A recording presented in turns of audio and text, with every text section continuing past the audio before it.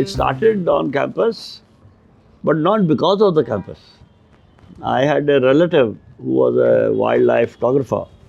He came to Ahmedabad to photograph birds of Gujarat.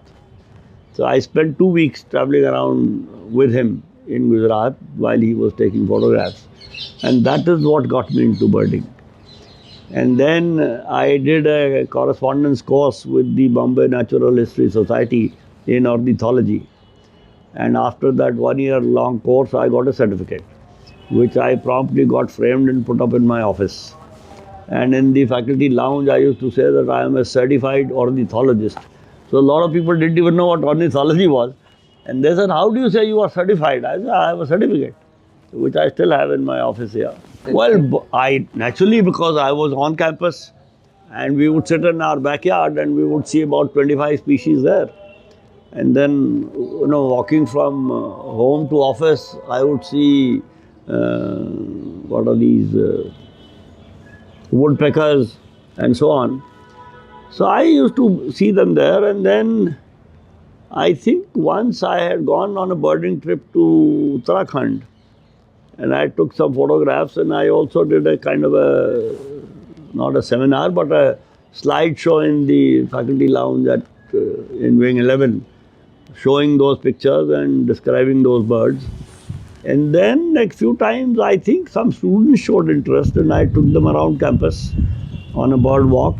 So that was interesting. There was a very serious crisis amongst vultures in South Asia, in India, Bangladesh, Pakistan, etc.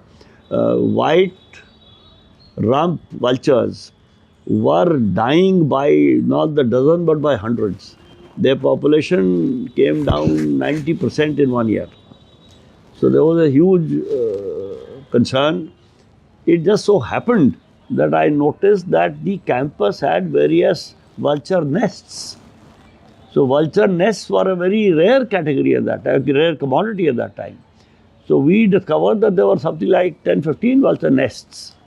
And then I got to know another person in the city, a young man who was a vulture fanatic. So he and I used to follow this, and we have also, these vultures would fall down dead.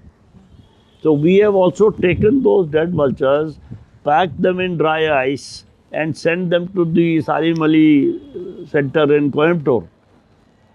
So we did a lot of work on vultures, and at that time I sort of was very active in this for a few years. In the National Geographic Bird Watcher. And that is also, that's one of my most prized publications.